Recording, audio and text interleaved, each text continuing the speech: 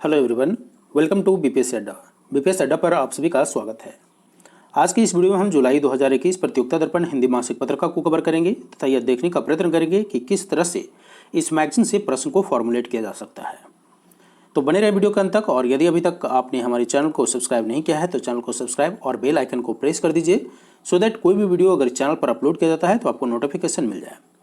आगे बढ़ने से पहले एक चीज़ और मैं बता दूं कि जुलाई से पहले अर्थात जून, मई और अप्रैल, ये तीनों महीने का प्रतियोगिता दर्पण ऑलरेडी इस चैनल पर अवेलेबल है। यदि अभी तक आपने उसे नहीं देखा है तो आप उसे इस वीडियो के अंत में आप फिर उसे जाकर देख सकते हैं।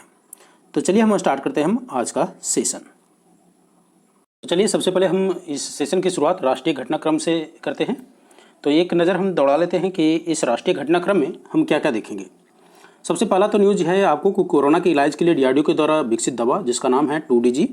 उसके बाद आप देखेंगे कि कोविड के रोगियों के लिए विदेशियों से जो तरल ऑक्सीजन व अन्य चिकित्सीय सामग्री लाने के लिए नेवी के द्वारा ऑपरेशन समुद्र सेतु 2 का जो किया गया था। उसके बाद देखेंगे आप भारतीय नौसेना का जो पहला विध्वंसक युद्धपोत INS राजपूत डीकमीशन कर दिया गया, अर्थात उसका कार्य सेवा समाप्त कर दिया गया 41 वर्षों बाद। उसके बाद आप देखेंगे कि फ्रांस से 3 अन्य राफेल विमान प्राप्त होने के बाद भारत के पास अब कुल राफेल विमानों की संख्या कितनी हो गई है? 21 हो गई है। इन सभी को डिटेल में देखेंगे। उसके बाद आप देखेंगे कि दूरदर्शन का इंटरनेशनल चैनल शुरू करने का प्रसार भारती की क्या योजना है। फिर उसके बाद आप देखेंगे कि पश्चिम बंगाल में विधानसभा परिषद के गठन का प्रस्ताव ममता बनर्जी मंत्रिमंडल द्वारा पारित कर दिया गया है और इसको अब केंद्र के अनुमोदन के पश्चात ही इस पर अमल होगा, इसको भी देखेंगे। इसके बाद आप देखेंगे कि PNB घोटाला का जो सह अभियुक्त मेहुल चौकसी हैं वो एंटीगुआ से फरार होने के पश्चात डोमिनिका में गिरफ्तार किए गए, तो इसको भी आप देखेंगे। फिर उसके बाद आप देखेंगे चक्रवाती तूफान, जो कि हाल ही में खबरों में था। 2 चक्रवाती तूफान आया था, एक अरेबियन सी में और एक बे ऑफ बंगाल में। अरेबियन सी वाला तूफान का नाम क्या था? तौकते, और जो बे ऑफ बंगाल में आया था उसका नाम क्या था? यास। इन सभी की चर्चा डिटेल में करेंगे। उसके बाद आप क्या देखेंगे? उसके बाद आप देखेंगे कि महेश जेठमलानी राज्यसभा के लिए मनोनीत सदस्य हुए और स्वप्न दास गुप्ता भी पुनः मनोनीत किए गए, तो इनको भी देखेंगे। उसके बाद आप देखेंगे 2021 में मानसून समान रहने का मौसम विभाग का यह दूसरा पूर्वानुमान किया गया था। पिछले महीने में भी पूर्वानुमान जो लगाया था उसमें समान रहने की बात की गई थी। उसके बाद यह देखेंगे कि स्वदेश निर्मित गश्ती पोत ICGS सजग तटरक्षक बल में शामिल हो गया, अर्थात कोस्ट गार्ड में शामिल हो गया। फिर आप देखेंगे कि शिक्षक जो पात्रता परीक्षा है अर्थात TET की अब जीवन मान्यता, तो एक एक कर इन सभी की चर्चा करेंगे, राइट। तो चलिए सबसे पहला न्यूज़ जो हमारे पास है वो है कोरोना के इलाज के लिए DRDO द्वारा विकसित दवा जिसका नाम क्या है? 2DG। ठीक है, क्या है? 2DG। अब देखिए इसको पूरा हम डिटेल में नहीं चर्चा करेंगे, आपके जो एग्जाम पॉइंट ऑफ व्यू से इंपॉर्टेंट है। अगर आपको डिटेल में पढ़ना है तो वीडियो को पॉज कीजिए, फिर इसको आप पढ़ सकते हैं। एनीवे जो एग्जाम पॉइंट ऑफ व्यू से इंपॉर्टेंट है उन सारे पॉइंटों को हम आपके सामने रख देंगे खोलकर, सो दैट एक भी प्रश्न आपके एग्जाम में इस PD से नहीं छूटेगा। तो ये एक तरीका भी होता है कि कैसे आप PD को फास्ट पढ़ेगा। अदरवाइज कई बच्चे ऐसे भी होते हैं कि PD को लेते हैं और उसको 15 दिन तक पढ़ते रहते हैं। उतना पढ़ने की PD की आवश्यकता नहीं। हाँ, तो अगर 2-3 मेंस टॉपिक अगर आपको दिख जाए उसमें से उसको ईयर मार्क कर लीजिए, उसको आप प्रैक्टिस कर सकते हैं। तो चलिए समय बर्बाद नहीं करते हैं और स्टार्ट करते हैं हम अपनी जर्नी को। तो सबसे पहला न्यूज़ आपने देखा कि 2DG, तो 2DG का मतलब आपको मालूम होना चाहिए कि क्या है। सबसे पहले तो आपने देखा कि 2DG किसके द्वारा विकसित किया गया है? DRDO के द्वारा। तो ये सिर्फ DRDO का सोल प्रयास नहीं है, अर्थात DRDO अकेला इसमें प्रयास नहीं किया है। DRDO का एक लैब है जिसका नाम है इनमास। ठीक है, इनमास लैब। ठीक है, तो इनमास का फुल फॉर्म क्या होता है? Institute of nuclear medicine and allied science. Institute of nuclear medicine and allied sciences, ये होता है इनमास का फुल फॉर्म, इसको आप याद कर लीजिएगा। इनमास के द्वारा प्लस डॉक्टर रेड्डीज लेबोरेटरी जो कि हैदराबाद में है। ठीक है, तो इन दोनों का प्रयास से ही 2-डीऑक्सी डी ग्लूकोज, ठीक है, सो 2-डीऑक्सी डी ग्लूकोज का विकास किया गया है। और ये 2-डीऑक्सी डी ग्लूकोज जो 2DG दवा है वो किसके इलाज के लिए है? कोरोना के इलाज के लिए। इसके साथ ही इससे संबंधित जो अन्य महत्वपूर्ण तथ्य है वो ये कि कोविड के रोगियों के लिए विदेशों से तरल, ओके, इसको बाद में करते हैं चर्चा। अब सबसे पहले यहाँ से हम देख लेते हैं कि क्या क्या हमको जाना। हमने क्या क्या जाना? 2DG का मतलब हुआ 2-डीऑक्सी डी ग्लूकोज, राइट। किसके द्वारा डेवलप किया गया है? DRDO के द्वारा। और DRDO में भी किसके द्वारा है? INMAS plus doctor Reddy lab के द्वारा। तो DRDO तो इनमास का जो इनमास है वो DRDO का पार्ट है, और इसके अलावा डॉक्टर रेड्डी लैब, इसको भी ध्यान में रखिएगा, डॉक्टर रेड्डी लैब को। सो इनमास और डॉक्टर रेड्डी लैब के द्वारा डेवलप किया गया है। और एक किसके लिए है? तो 2DG एंटी कोविड ड्रग है। आपको क्या याद रखना है? एंटी कोविड ड्रग है। इतनी बातें आई होप आपको समझ में आई होगी। चलिए, तो अब जो क्वेश्चन फॉर्मुलेशन होगा यहाँ से वो किस तरह से होगा, हाल ही में 2DG खबरों में था, यह किससे संबंधित है? तो आपके आंसर क्या हो गए, एंटी कोविड ड्रग। और यह पूछिए कि 2DG किसके द्वारा डेवलप किया गया है, तो INMAS plus doctor Reddy lab के द्वारा विकसित किया गया है। अगर यह ऑप्शन में नहीं रहे और सिर्फ ये दे दे कि एम्स के द्वारा, DRDO के द्वारा, इसरो के द्वारा, तो इसमें आपका ऑप्शन क्या होगा, DRDO के द्वारा। आई होप क्लियर है। चलिए, अब अगला न्यूज़ जो हमने देखना है वो क्या देखना है कि कोविड रोगियों के लिए विदेशों से तरल ऑक्सीजन व अन्य चिकित्सीय सामग्री लाने के लिए भारतीय नौसेना का ऑपरेशन जो समुद्र सेतु 2 को शुरू किया गया था। अब ये समुद्र सेतु 2 क्यों इसको बोला गया, समुद्र सेतु 1 क्यों नहीं बोला गया? क्योंकि देखिए, समुद्र सेतु 1 का जो परिचालन है, वो ऑपरेशन जो है वो मई 2020 में किया गया था। तो ऑलरेडी नेवी के द्वारा ऑपरेशन समुद्र सेतु 1 किया गया था। लेकिन अब जब दोबारा सेकंड वेव आया कोरोना का, तो उसमें ऑक्सीजन की शॉर्टेज पड़ गई, तो इसके लिए नेवी का सहारा लिया गया और जल मार्ग के सहारे ऑक्सीजन सप्लाई को पूरा किया गया। तो इसको ऑपरेशन समुद्र सेतु 2 नाम दिया गया, जो किसके द्वारा किया गया है, इंडियन नेवी के द्वारा किया गया है। सो आपको ये ध्यान देना है कि ऑपरेशन समुद्र सेतु का जो संबंध है वो किससे है, ऑपरेशन समुद्र सेतु जो कोरोना के समय में नेवी के द्वारा, इंडियन नेवी के द्वारा ऑक्सीजन सप्लाई को पूरा किया गया और बहुत अन्य सामग्रियां भी लाई गई जो मेडिकल से रिलेटेड था, राइट। तो ये चीज़ें आपको ध्यान रखना है। इसमें कई सारे जो नेवी के जहाज़ थे वो शामिल हुए। वो कौन कौन थे, INS जलासव के अतिरिक्त INS Kochi, INS Kolkata, INS Airavat, ये सारे थे। तो इनके नाम आपको नहीं याद रखना है, सिर्फ आपको ये याद रखना है कि ऑपरेशन समुद्र सेतु 2 का किससे संबंध है, ठीक है। तो ऑपरेशन समुद्र सेतु 1 पहले ध्यान में रखिए कि 1 वर्ष पूर्व यानी मई 2020 में कोरोना की पहली जब लहर के दौरान विदेशों में फंसे भारतीय को स्वदेश जब लाने का मुद्दा उठा था, तो नेवी ने ऑपरेशन समुद्र सेतु 1 चालू किया था। किसको, विदेशों में फंसे भारतीय लोगों को लाने के लिए। और जब ऑपरेशन 2 क्यों लॉन्च किया गया, क्योंकि ऑक्सीजन का शॉर्टेज हो गया तो दूसरे देशों से ऑक्सीजन का लाया गया, तो उसमें ऑपरेशन समुद्र सेतु 2 चालू किया गया नेवी के द्वारा। चलिए, सो अब तक हमने क्या देखा, रिवाइज कर लेते हैं एक बार, क्यों अगला चैप्टर जाने से पहले। 2DG मतलब 2D D glucose developed by DRDO, और DRDO को किसके द्वारा, लैब इनमास के द्वारा, प्लस डॉक्टर रेड्डी लैब जो कि हैदराबाद में है इसके द्वारा। और यह है क्या, एंटी कोविड ड्रग है। ओके, इनमास का फुल फॉर्म क्या है, institute of nuclear medicine and allied sciences है, राइट। चलिए, अगला हम देखते हैं। अगला न्यूज है, भारतीय नौसेना का पहला विध्वंसक युद्धपोत INS राजपूत 41 वर्षों की सेवा के पश्चात कार्यमुक्त हो गई। सो अब यहाँ से आपको क्या टेक अवे पॉइंट है, आपको जो टेक अवे पॉइंट है बस उसको नोट डाउन करते रहिए कॉपी पे। टेक अवे पॉइंट है आपके लिए कि नौसेना के द्वारा जो विध्वंसक युद्धपोत था, सबसे पहले तो आपको ये ध्यान रखिए कि INS राजपूत क्या था। तो INS राजपूत था भारतीय नौसेना का पहला, ध्यान रखिएगा, पहला विध्वंसक अर्थात डिस्ट्रॉयर वारशिप। उसको हम क्या बोलते हैं, डिस्ट्रॉयर वारशिप बोलते हैं। और इस डिस्ट्रॉयर वारशिप को डीकमीशन कर दिया गया अर्थात कार्यमुक्त कर दिया गया 41 वर्षों बाद। अगर कह रहा है, इसका मतलब इसको कब शामिल किया गया होगा, लगभग 1980 में, ठीक है। और ये बनाया किसके द्वारा गया था, यूक्रेन के द्वारा बनाया गया था, राइट। अब यूक्रेन जो है तत्कालीन, उस समय यूक्रेन जो किसका पार्ट था, यूक्रेन पार्ट था तत्कालीन USSR का, ठीक है, सोवियत जो संघ था उसका पार्ट था यूक्रेन, और उसी के द्वारा ये इंडिया को दिया गया था। अब इसमें एक चीज़ बात आपको ध्यान रखनी है जो इम्पॉर्टेंट है, वो ये कि इसने कई सारे अहम ऑपरेशन में हिस्सा लिया था। INS राजपूत के बारे में सबसे पहले आपने क्या जाना कि भारतीय नौसेना का पहला विध्वंसक युद्धपोत था, राइट। इसको डीकमीशन कर दिया गया कितने वर्षों बाद, 41 वर्षों बाद। अब 2-3 ऑपरेशन का नेवी के द्वारा जो चलाया गया था, जिसमें इसने पार्टिसिपेट किया था, उसका नाम आपको ध्यान रखना है। और वो क्या है मैं बताता हूँ आपको कि इसमें सबसे पहले तो आपको ये है कि ये कई सारे चक्रवात राहत अभियानों में शामिल हुआ था। इसके अलावे एक चीज़ जो ध्यान रखना है आपको, जस्ट होल्ड ऑन। अब यहाँ देखिएगा आप एक बार, तो देखिए कुछ ऑपरेशन का नाम दिया हुआ है।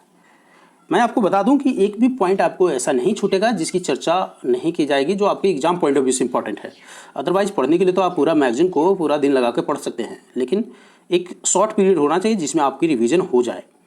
तो ऑपरेशन पवन, ठीक है, ऑपरेशन पवन, ऑपरेशन अमन और ऑपरेशन कैक्टस, ये 3 ऑपरेशन का नाम आपको याद रखना है।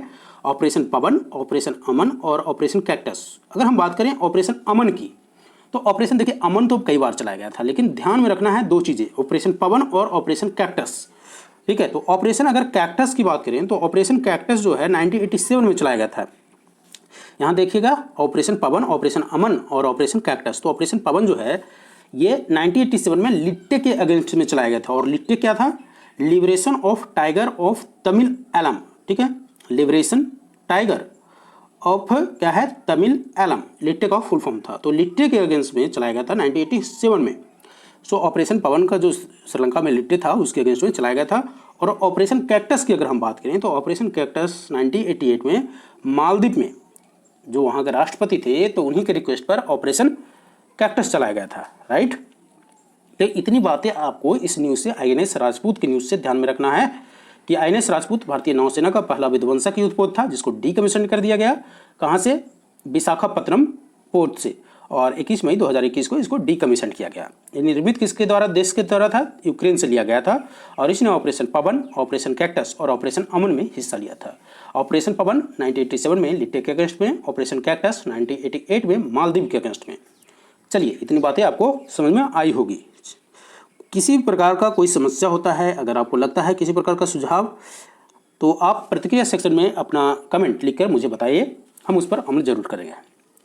अगला प्रश्न है, फ्रांस से 3 अन्य राफेल विमान प्राप्त होने के बाद भारत के पास मई 2021 तक ऐसे विमानों की संख्या अब कितनी हो गई है? 21। तो ये न्यूज़ तो आपको मालूम ही होगा कि राफेल विमान जो है कहाँ से हमने खरीदा है? फ्रांस से। ठीक है। तो अब इसमें क्या आपको ध्यान देना है कि राफेल फाइटर जेट है, क्या है? फाइटर एयरक्राफ्ट है। और इस फाइटर एयरक्राफ्ट को हमने कहाँ से परचेज किया है? फ्रांस से। अब न्यूज़ में इसलिए था क्योंकि टोटल विमानों की संख्या 21 हो गई है। अब ये कहना चाह रहा है, नॉर्मली क्या कहता है कि एक स्क्वाड्रन में विमानों की संख्या कितनी होती है? 18 रहती है। ये भी टेक अवे पॉइंट है कि एक स्क्वाड्रन में फाइटर विमानों की संख्या कितनी होती है? तो 18 होती है। खास करके वैसे विद्यार्थी जो वायुसेना की तैयारी कर रहे होंगे उनके SSB और उनके जानने के लिए जरूरी है। तो एक स्क्वाड्रन में जो विमानों की संख्या होती है लगभग 18 होती है। और हमने कितना खरीद लिया अभी तक? 21 खरीद लिया। और सौदा कितना का हुआ है? 36 का। टोटल 36 विमान हमको खरीदने हैं फ्रांस से राफेल। ठीक है। तो अब आपको क्या जानना है इसके बारे में? एक ये जानना है कि जिस स्क्वाड्रन का फॉर्मुलेशन अम्बाला, अच्छा ये कहाँ पर आया है? फ्रांस से इसको हम कहाँ लेकर आए हैं? अम्बाला लेकर आए हैं। कहाँ? अम्बाला। ठीक है, अम्बाला हरियाणा में पड़ता है। और इसका जो स्क्वाड्रन है उसका नाम है स्क्वाड्रन गोल्डन एरो।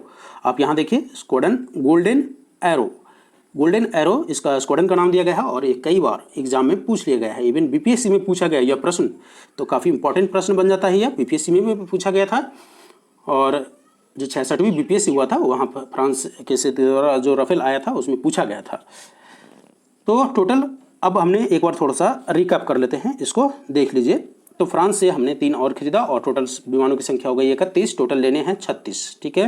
किसके द्वारा बनाया है? कंपनी का नाम बताइएगा। डसॉल्ट। ठीक है, क्या है? Dassault aviation. ये भी याद रखिएगा। कहाँ लाया गया? अम्बाला में। स्क्वाड्रन का नाम क्या है? Golden arrow. और विमानों की संख्या कुल अभी कितना है? 21। और लेने कितने हैं? 36। बस इतना ही बातें आपको ध्यान रखना है इस न्यूज़ से। चलिए, हो गया। अगला न्यूज़ है, दूरदर्शन का इंटरनेशनल चैनल शुरू करने की प्रसार भारती की योजना। यहाँ से आपके PT पॉइंट ऑफ व्यू से कोई न्यूज़ नहीं है, तो इसको हटाइए। आप अगर चाहें तो वीडियो को पॉज करके इसको पढ़ लीजिएगा। हो सकता है मेंस के लिए आप कुछ अपना विचार बना सकते हैं, but PT point of view से यहाँ से कोई क्वेश्चंस नहीं पूछेगा। चलिए, पश्चिम बंगाल में विधान, अगला न्यूज इंपॉर्टेंट है। पश्चिम बंगाल में विधान परिषद के गठन का प्रस्ताव ममता बनर्जी मंत्रिमंडल द्वारा पारित। अब यहाँ से क्या इंपॉर्टेंट प्रश्न है जो देखिएगा, क्या क्या बन सकता है उसको भी मैं बताऊंगा। सबसे पहले तो आपको ये जानना पड़ेगा यहाँ पर कि विधान परिषद का गठन कैसे होता है। ठीक है, तो आपकी जगह तो आपको क्या जानना है कि विधान परिषद का गठन कैसे होता है।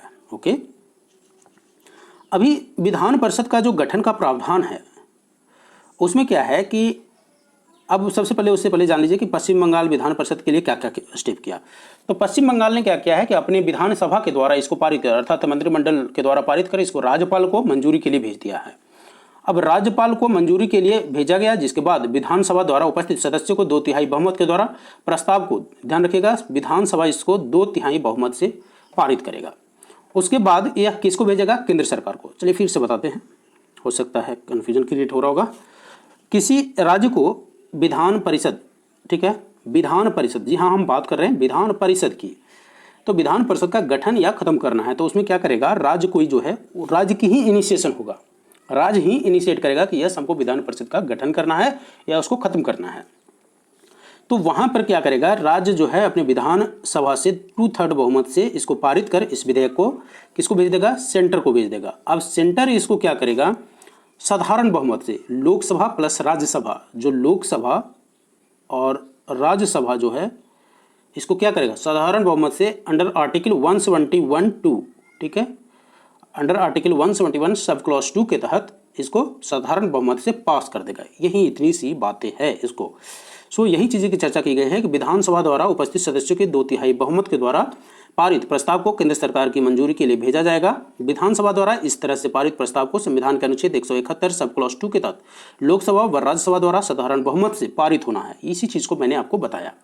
तो अब रीडिंग नहीं देना है, चूँकि रीडिंग देंगे तो वीडियो बहुत लंबा हो जाएगा, तो इसीलिए मैंने जो इंपॉर्टेंट पॉइंट है बस आपको जानना चाहिए। एक चीज़ और आपको क्या जानना है कि ऐसा नहीं है कि विधानसभा परिषद के लिए ये पहली बार ट्राई है। इससे पहले विधान परिषद ऑलरेडी था पश्चिम बंगाल में, 1952 में पहले गठन किया गया था, लेकिन 1969 में इसको समाप्त कर दिया गया। तो आपको क्या पता चला इससे कि आप इसको कभी भी बना सकते हैं और कभी भी ख़त्म कर सकते हैं, ठीक है। राज्य चाहे तो इसको बना सकता है, केंद्र सरकार के रिकमेंडेशन कि इसको राज्य क्या करता है, इसको बनाने का काम करता है संसद, लेकिन इनिशिएशन का काम करता है राज्यसभा। अगर उसको बनाना है तो वहीं से इनिशिएट होगा, खत्म करना है तो वहीं से राज्य से ही इनिशिएट होगा। अब यहाँ जो इम्पोर्टेंट पॉइंट कुछ जानना है आपको वो ये, यहाँ वर्तमान में मात्र 6 राज्य ऐसे हैं जहाँ विधान मंडल द्विसदनीय है, ठीक है। क्या है, 2 सदन है, जहाँ पर 2 सदन करने का मतलब विधानसभा और विधान परिषद है। कौन कौन से हैं, इनमें से उत्तर प्रदेश, बिहार, आंध्र प्रदेश, तेलंगाना, महाराष्ट्र और कर्नाटका, ठीक है, याद रहेगा नाम कौन कौन। अगर हम मैपिंग कर दें इस तरह से तो उत्तर प्रदेश, बिहार ये 2 याद रह गया, आंध्र प्रदेश, तेलंगाना ये 4 हो गया, फिर कौन सा बच गया, कर्नाटका और महाराष्ट्र, याद रहेगा। ये 6 ऐसे राज्य हैं जहाँ पर विधानमंडल 2 सदनीय है, अर्थात विधानसभा और विधान परिषद दोनों हैं। ये पॉइंट आप याद रखिएगा, एग्जाम में डायरेक्ट क्वेश्चन यहाँ से पूछ दिया जाएगा। मात्र 6 राज्य, ठीक है। आई होप इतनी बातें समझ में आई होगी आपको। चलिए अगला न्यूज़ है पीएनबी घोटाला से। तो मेहुल चौकसी जो हैं, मेहुल चौकसी काफ़ी चर्चा में थे, तो आपको इनका नाम जानना चाहिए। बस कैसे, आपसे पूछेगा कि मेहुल चौकसी का संबंध इनमें से किससे है, ठीक है। क्वेश्चन इस तरह से फॉर्मुलेट करेगा, मेहुल चौकसी का संबंध किससे है। तो ये मेहुल चौकसी जो हैं उनका संबंध पीएनबी घोटाला से है। किससे है, पीएनबी घोटाला से है। और इसके अलावा आपको क्या जानना चाहिए कि अभी हाल ही में पहले यह खबर मिला था कि एंटीगुआ, ठीक है, एंटीगुआ में है और उसके बाद वहाँ से फरार हो गए वो। और ये मेहुल चौकसी कौन है, मेहुल चौकसी हैं नीरव मोदी, ठीक है। नीरव मोदी और मेहुल चौकसी दोनों का आपस में संबंध है, नीरव मोदी के मामा हैं, नीरव मोदी के मामा हैं। और ये फिर फरार चल रहे हैं। पहले एंटीगुआ में खबर आया था, उसके बाद डोमिनिका से इनको गिरफ्तार किया गया है, ठीक है। तो ये सब क्या कर रहे हैं, पैसे लेके, देश के पैसे लेके बस फुर हो जा रहे हैं विदेशों में, ठीक है। तो आपको ध्यान रखना है मेहुल चौकसी का संबंध पंजाब नेशनल बैंक घोटाला से है और ये नीरव मोदी के मामा हैं और ये नीरव मोदी भी फरार चल रहे हैं। चलिए, तो इतना विशेष हमको इनके बारे में जानने की ज़रूरत नहीं है एग्जाम पॉइंट ऑफ व्यू से, बस इतना ही आपको मालूम होना चाहिए जितना मैंने आपको बताया। अगला न्यूज़, ये इंपॉर्टेंट न्यूज़ है आपके लिए, चक्रवात तौकते और चक्रवात यास। देखिए हाल ही में 2 चक्रवात आया था, अगर इंडिया को मैपिंग कीजिएगा तो ये अरेबियन सी और ये बे ऑफ बंगाल, ठीक है। तो अरेबियन सी में आया था तौकते और बे ऑफ बंगाल में आया था यास। ये दोनों पर वीडियो ऑलरेडी हमारे चैनल पर अवेलेबल है, अभी तक आपने नहीं देखा तो किस तरह से चक्रवात आता है। चक्रवात तौकते को कवर किया गया था और उसका नामकरण कैसे होता है यह भी कवर किया गया है। खास करके इस तरह का प्रश्न जो है नामकरण कैसे होता है इंटरव्यू में पूछा जाता है, तो आपको मालूम होना चाहिए कि किस तरह से चक्रवातों का नामकरण हो जाता है। चक्रवात के आने से पहले ही नाम पड़ जाता है, वो कैसे आप जाके वीडियो में देखिएगा। तो फिलहाल मैं आपको बता दूं कि 2 चक्रवात जिसको जानना है, चक्रवात तौकते और चक्रवात यास। चक्रवात तौकते का जो नामकरण है वो म्यांमार के द्वारा दिया गया था और चक्रवात यास का जो नामकरण है वो किसके द्वारा दिया गया था, यमन के द्वारा दिया गया था। बस इतनी सी बातें आपको याद रखनी है, 2-3 पॉइंट। तौकते के बारे में क्या जानना है आपको, चक्रवात तौकते क्या पूछेगा एग्जाम में आपसे, कहाँ आया था, अरेबियन सी में, कहाँ, अरेबियन सी, ठीक है। नामकरण म्यांमार के द्वारा, ओके। अब आप क्या जानिएगा, यास। अगला क्या है, यास। चक्रवात यास के बारे में क्या जानना है, कहाँ आया, बे ऑफ बंगाल में, और इसका नामकरण यमन। बस इतनी 2 पॉइंट आपको इस न्यूज़ से याद करना था। चलिए अगला है महेश जेठमलानी से, ठीक है। तो महेश जेठमलानी से क्या न्यूज़ है इसके अलावा देख लेता हूँ, और तो कुछ नहीं है। चलिए उसी चीज़ की चर्चा किया है कि पूर्वी घाट पर चक्रवात तौकते आया था, और जो ये पश्चिमी घाट पर तौकते आया था और पूर्वी घाट पर क्या आया था, यास आया था, ठीक है। बस इतना ध्यान रखना, पश्चिमी घाट पर तौकते और पूर्वी घाट पर यास। तो महेश जेठमलानी राज्यसभा के नए मनोनीत सदस्य हैं, और उसके अलावा स्वप्न दास गुप्ता को पुनः मनोनीत किया गया है। तो अब आपको क्या ध्यान देना है कि मनोनीत सदस्य की बात किया है, ये कहाँ पर किया गया है, ये राज्यसभा में। सो राज्यसभा में मनोनीत सदस्यों को मनोनयन कौन करता है? सदस्यों का मनोनयन जो है वो राष्ट्रपति के द्वारा होता है। तो कभी कभी क्वेश्चन यहाँ से पूछता है कि राज्यसभा में जो मनोनीत सदस्यों की संख्या होती है वो कितना होती है? तो टोटल कितना होती है? 12। कितना? 12। और लोकसभा में 2। बस इतनी ही बातें ध्यान रखनी है आपको। चलिए अगला क्या है? अगला न्यूज़ वेरी सिंपल, 2021 में मानसून समान रहने का मौसम विभाग का दूसरा पूर्वानुमान है। इसके बारे में डिटेल चर्चा जून वाला, जो जून का प्रतियोगिता दर्पण था उसमें मैंने कवर किया था। तो अभी तक आपने उसे नहीं देखा है तो जाके देखिए वीडियो को, और अगर देख लिया तो अच्छी बात है। तो जून 2021 में मानसून क्या रहेगा? समान रहेगा, मौसम विभाग का पूर्वानुमान है। तो इसमें कुछ खास आपको ध्यान नहीं देना है। फिर से भी एक बार रिवीजन कर दूं कि आपको जो भारत में मानसून होता है वो कैसे आता है? दक्षिण पश्चिम मानसून के बाद जो भारत में बारिश होता है वो दक्षिणी पश्चिमी मानसून के कारण होता है, जो जनरल बारिश होता है, राइट। चलिए इसमें आपको एक अगला न्यूज़ है, भारत में उच्च शिक्षा का विकास अखिल उच्च शिक्षा सर्वेक्षण 2019-20। ये एक सर्वे हुआ था। तो आप ध्यान दीजिए, बस ये क्या ध्यान दीजिएगा यहाँ से, केंद्रीय शिक्षा मंत्री वर्तमान में कौन है? तो रमेश पोखरियाल निशंक है। कौन है? रमेश पोखरियाल निशंक है। उसके बाद एक चीज़ क्या ध्यान देना है आपको, ये वाला डाटा याद रखिए बस, क्योंकि ये पूरा आपसे नहीं कभी पूछेगा इतना। अगर पढ़ना है तो आप पढ़ लीजिए, कोई इशू नहीं है। तो विश्वविद्यालय की संख्या कितना है टोटल? अब देश में जो विश्वविद्यालयों की संख्या है 1043, महाविद्यालयों की संख्या है जो 42,343, ठीक है। और स्टैंड अलोन संस्थान ये सब नहीं पूछेगा, सिर्फ विश्वविद्यालय की संख्या आप पूछ लीजिए, पढ़ लीजिए, 1043 है। इतनी बातें आपको ध्यान में रखना है। हाँ, अगर एजुकेशन सिस्टम पर आप चाहें तो इसको मेंस पॉइंट ऑफ व्यू से जरूर पढ़ सकते हैं। ये आपको एक इन डेप्थ नॉलेज प्रदान करेगा अगर मेंस पॉइंट ऑफ व्यू से पढ़ना चाहें तो। अगर आपकी मेंस है नज़दीक नियर फ्यूचर में तो इसको एक बार जरूर पढ़ लीजिएगा, ये आपको मेंस पर्सपेक्टिव से एक डेफनेस बढ़ाएगा। चलिए राष्ट्रीय परिदृश्य से अगर हम देखें तो राष्ट्रीय परिदृश्य से बस इतना ही था, यहाँ तक हमने देखा। अब अंतर्राष्ट्रीय परिदृश्य में देखते हैं। अंतर्राष्ट्रीय परिदृश्य में आपको क्या क्या जानना है उसकी हम चर्चा करेंगे अभी। हमने देखा राष्ट्रीय परिदृश्य में क्या क्या, 2DG को देख लिया, DRDO के द्वारा, INS राजपूत को देख लिया। तो INS राजपूत क्या था? पहला विध्वंसक युद्धपोत था। राफेल को देख लिया, फ्रांस से डसल्ट कंपनी के द्वारा बनाया गया था। वेस्ट बंगाल सरकार के द्वारा विधान परिषद बनाने के लिए केंद्र सरकार को भेज दिया गया है। मेहुल चौकसी का संबंध पंजाब नेशनल बैंक से। चक्रवात तूफान तौकते को हमने देखा कि म्यांमार के द्वारा नामकरण किया गया था, और कहाँ आया था? पश्चिमी तट पर आया था। पूर्वी तट पर कौन आया था? यास आया था, और इसका नामकरण किसके द्वारा किया गया था? यमन के द्वारा किया गया था। बस इतनी बातें आपको ध्यान रखनी थी। राज्यसभा में मनोनीत सदस्यों की संख्या कितनी होती है? 12 होती है। जो एमिनेंट पर्सनालिटीज होते हैं, जो किसी क्षेत्र में विशेष होते हैं, उनकी ही मनोनयन किया जाता है। और मनोनयन करने के लिए, मनोनीत करने के लिए मतलब उनकी लगता है राष्ट्रपति को कि उनकी जो सदस्यता, जो उनकी रिप्रेजेंटेटिव है वहाँ पर नहीं है कोई, तभी करते हैं। विशेष चर्चा हम पॉलिटी की क्लास में करेंगे, बस इतनी ही चर्चा, क्योंकि कई बार विद्यार्थी जो होते हैं वो ये बोलने लगते हैं कि सर आप ज्योग्राफी पढ़ा रहे हैं, पॉलिटी पढ़ा रहे हैं, तो डिटेल में हम चर्चा नहीं करेंगे उसकी। तो चलिए अंतर्राष्ट्रीय घटनाक्रम को अब हम देखते हैं। भारत व ब्रिटेन प्रधानमंत्रियों की शिखर वार्ता वर्चुअल तरीके से संपन्न हुआ। पहला न्यूज़ तो यही है। देखिए अभी कोरोना का समय है, तो कोरोना समय में जितने भी मीटिंग हो रहे हैं वो क्या हो रहे हैं? वर्चुअल ही हो रहे हैं, ठीक है। कोई फिजिकल मीटिंग अभी पॉसिबल नहीं है। तो भारत और ब्रिटेन के बीच वर्चुअल मीटिंग हुआ 25 से 26 अप्रैल 2021 के बीच। कब? 25 से 26 अप्रैल 2021 के बीच। और आपको यह इस पॉइंट से क्या टेक अवे पॉइंट है? ब्रिटेन का प्रधानमंत्री का नाम आपको याद रखना है, बोरिस जॉनसन है। कौन है? Boris Johnson. एक बात और आपको क्या याद रखना है कि विश्व की 5वीं और 6ठी सबसे बड़ी अर्थव्यवस्था दोनों है। कौन? ब्रिटेन और भारत। तो ब्रिटेन विश्व की 5वीं सबसे बड़ी अर्थव्यवस्था है, भारत विश्व की 5वीं सबसे बड़ी अर्थव्यवस्था है और ब्रिटेन विश्व की 6ठी सबसे बड़ी अर्थव्यवस्था है। पहले भारत 6ठी थी, ब्रिटेन 5वीं थी, लेकिन अभी उल्टा हो गया था। ब्रिटेन 6ठी हो गई थी और भारत 5वीं हो गई थी। तो विश्व की 5वीं और 6ठी सबसे बड़ी अर्थव्यवस्था ये दोनों है, ध्यान रखिएगा। भारत 5वीं सबसे बड़ी अर्थव्यवस्था, ब्रिटेन छठी सबसे बड़ी अर्थव्यवस्था। एक चीज़ जो और आपको यहाँ याद रखना है वो ये 2 फुल फॉर्म आपको याद रखना है, वो क्या है, ईटीपी और एफटीए। देखिए यहाँ पर ईटीपी और एफटीए, इस तरह का प्रश्न आपको बीपीएससी में खास करके मिल जाएगा, रेलवे में मिल जाता है, एसएससी में मिल जाता है। ईटीपी का मतलब होता है इन्हांस्ड ट्रेड पार्टनरशिप। क्या होता है, इन्हांस्ड ट्रेड पार्टनरशिप। और एफटीए का मतलब क्या होता है, एफटीए का मतलब होता है फ्री ट्रेड एग्रीमेंट। ओके, चलिए एक चीज़ और यहाँ से क्या याद रखिएगा, अब ये दोनों की तो मीटिंग हो गई, एक चीज़ और यहाँ जो इम्पॉर्टेंट था वो मैं आपको बता दूँ, COP 26 इम्पॉर्टेंट था, कॉन्फ्रेंस ऑफ पार्टीज 26। यहाँ देखिएगा न्यूज़ में जो इम्पॉर्टेंट है उसको, ठीक है, COP 26।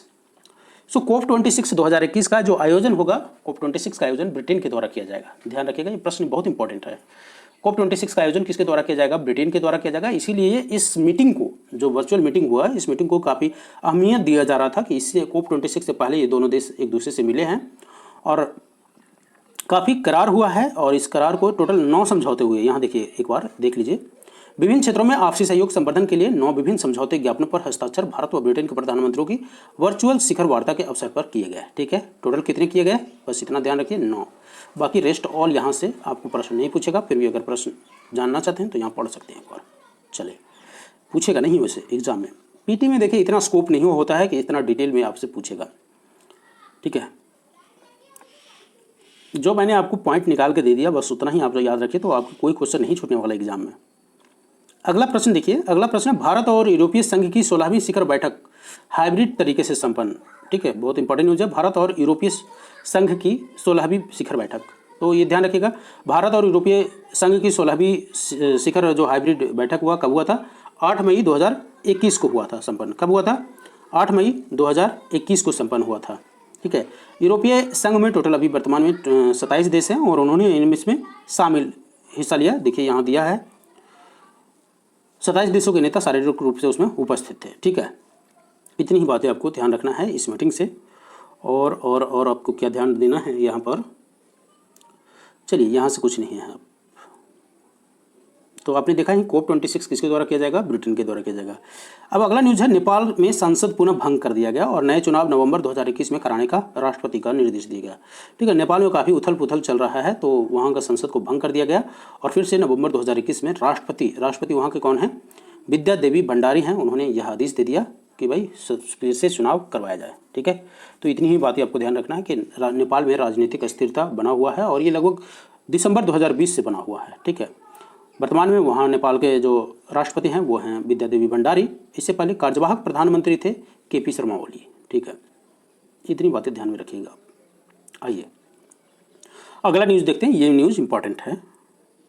न्यूज़ में क्या है, मालदीव के अब्दुल्ला शाहिद, ध्यान में रखिए, मालदीव के अब्दुल्ला शाहिद संयुक्त राष्ट्र महासभा यूनाइटेड नेशन जनरल असेंबली के 76वें सत्र के अध्यक्षता करेंगे। ठीक है, 76वें सत्र के अध्यक्ष चुने गए हैं। कौन, मालदीव के विदेश मंत्री अब्दुल्ला शाहिद। ये अब्दुल्ला शाहिद कौन है, मालदीव के विदेश मंत्री हैं और उनको संयुक्त राष्ट्र महासभा के 76वें सत्र के लिए अध्यक्ष चुना गया है। ध्यान रखिएगा इनका नाम। तो इसके अलावा आपको क्या जानना है यहाँ से, इसके अलावा आपको जानना है कि भारत जो है इस महासभा का अध्यक्ष पहली बार कब बना था, इसकी अध्यक्षता मिला था 1953 में। क्वेश्चन आप पढ़ते हैं और बार बार पूछा भी जाता है। उस समय कौन बनी थी, श्रीमती विजया लक्ष्मी पंडित बनी थी। ठीक है, कौन बनी थी, विजया लक्ष्मी पंडित बनी थी भारत की। विजया लक्ष्मी पंडित भारत की ओर से 1953 में जो 8वां सत्र था यूनाइटेड नेशन जनरल असेंबली का, और ये पहली महिला थी जो यूनाइटेड नेशन जनरल असेंबली का अध्यक्ष के रूप में चुनी गई थी, यूनाइटेड नेशन जनरल असेंबली का। ठीक है, इतनी ही सी बातें आपको याद रखना है। चलिए एक चीज़ और आपको मैं बता दूं कि केवल अब तक 4 महिलाएं ही हैं जो जनरल असेंबली को अध्यक्षता प्रदान किए हैं। वह हैं, सबसे पहले कौन थी, विजया लक्ष्मी पंडित, दूसरा है NG एलिजाबेथ ब्रुक्स और तीसरा हया रासूद अल खलीफा, चौथा मारिया फर्नांड एस्पिनोसा। ठीक है, बस इतना आप याद रखिए। अगला प्रश्न है माली से।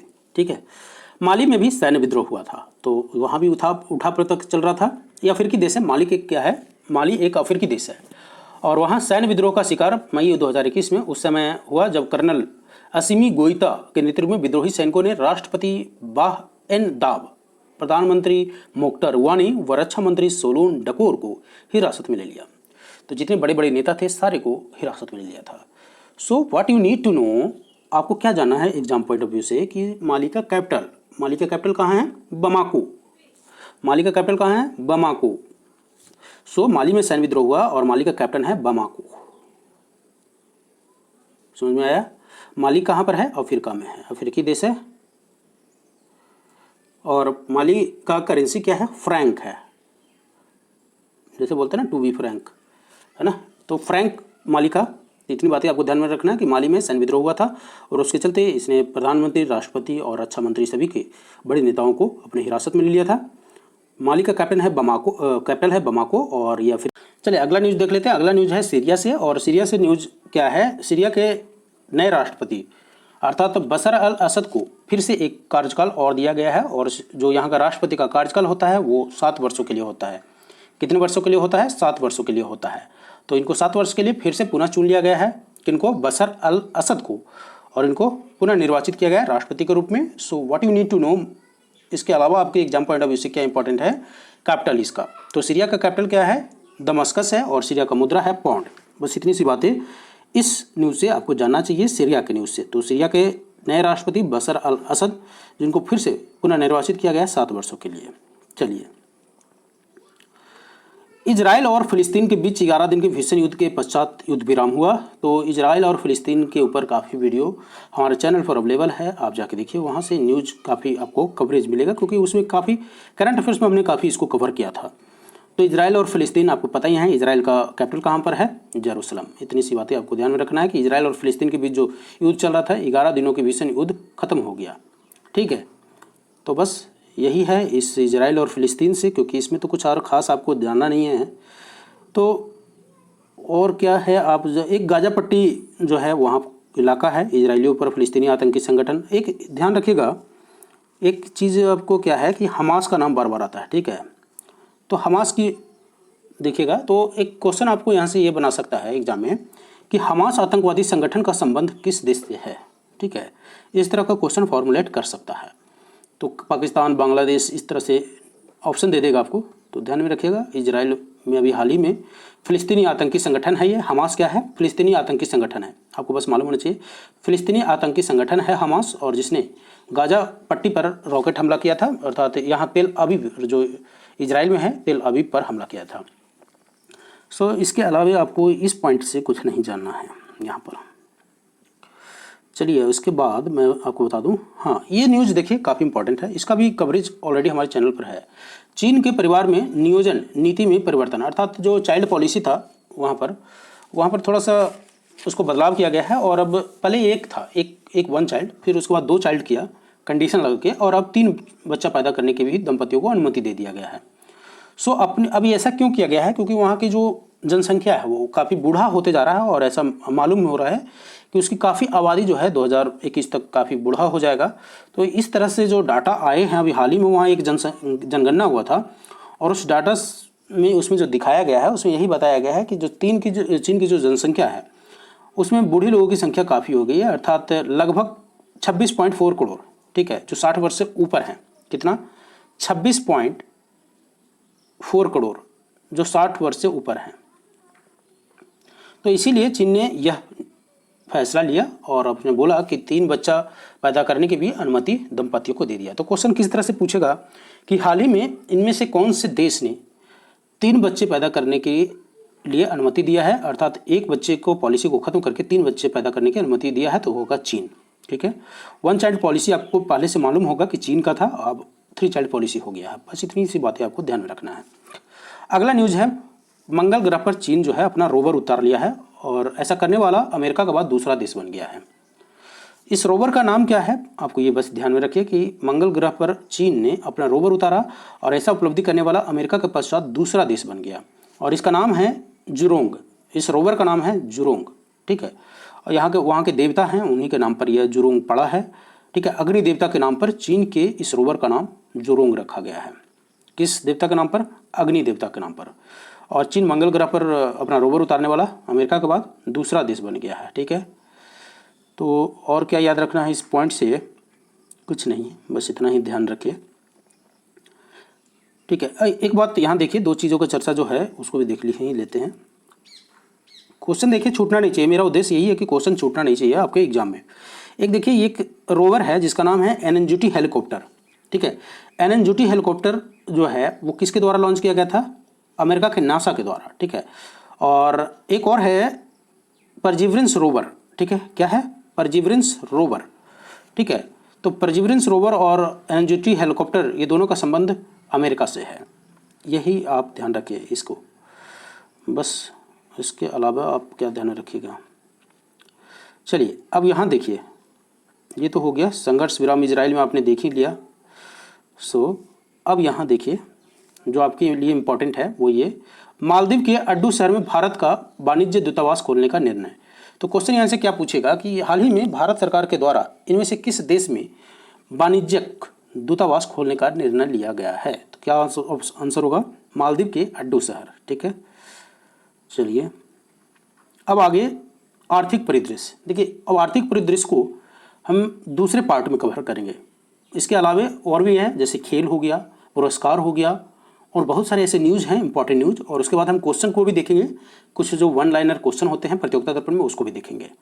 तो आज के लिए बस इजाज़त दीजिए, आज के लिए बस इतना ही।